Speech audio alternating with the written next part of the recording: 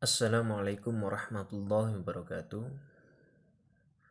Perkenalkan, nama saya Agung Prasetyo, NIM 2018 10 11 03 11 541.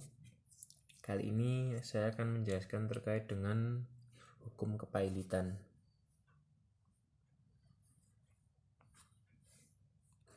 Pengertian: kepailitan adalah sita umum atas semua kekayaan debitor pailit yang kepengurusannya dan pemberesannya dilakukan oleh kurator di bawah pengawasan hakim pengawas. Dasar-dasar hukum yang bisa dipakai dalam pailitan adalah pada Faillissement Verordening. Ada Undang-Undang Kepailitan Nomor 4 Tahun 1998, Undang-Undang Kepailitan Nomor 37 Tahun 2004.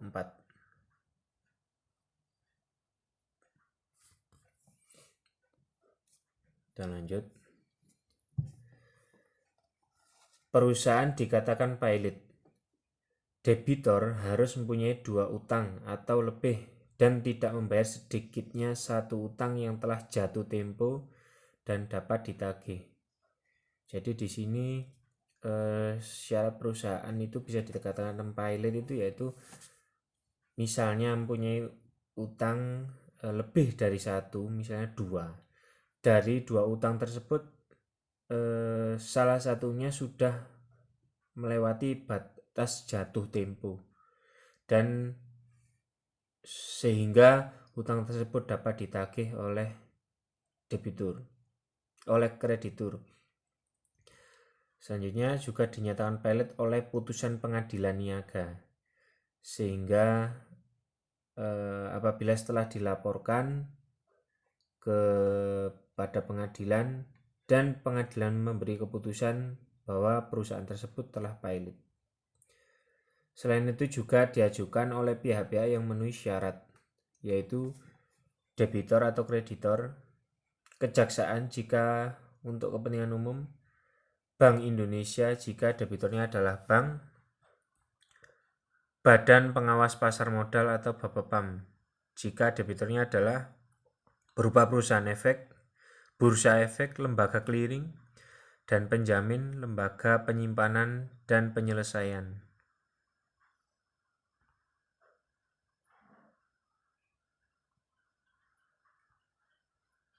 Kita lanjut pada slide selanjutnya.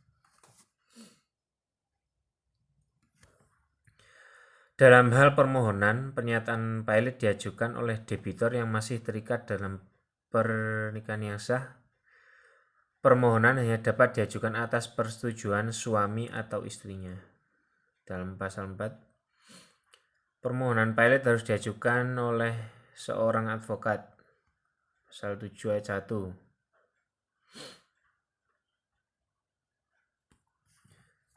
Selanjutnya, kepailitan. Kreditor adalah orang yang mempunyai piutang karena perjanjian atau undang-undang yang dapat ditagih di muka pengadilan. Debitor adalah orang yang mempunyai utang karena perjanjian undang-undang yang pelunasannya dapat ditagih di muka pengadilan. Sehingga di sini adalah debitor orang yang punya hutang ya, sedangkan kreditor orang yang menghutangi. Sama-sama dapat meminta pelunasan ataupun menagih di depan pengadilan. Debitor pailit adalah debitor yang sudah dinyatakan pailit dengan putusan pengadilan. Kurator adalah balai harta peninggalan atau orang perseorangan yang diangkat oleh pengadilan untuk mengurus dan membereskan harta debitor pailit di bawah pengawasan hakim pengawas.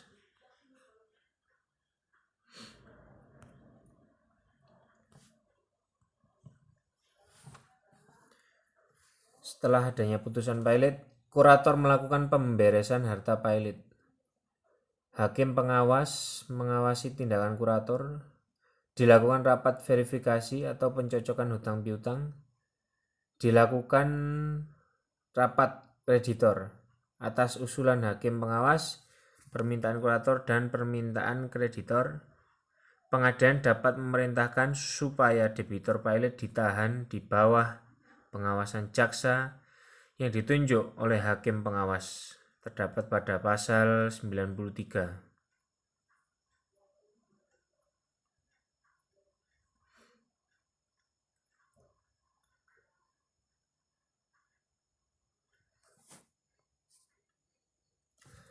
Akibat dari kepailitan. Debitor demi hukum akan kehilangan haknya untuk menguasai dan mengurus kekayaannya yang termasuk dalam hak harta pilot sejak tanggal putusan pilot diucapkan.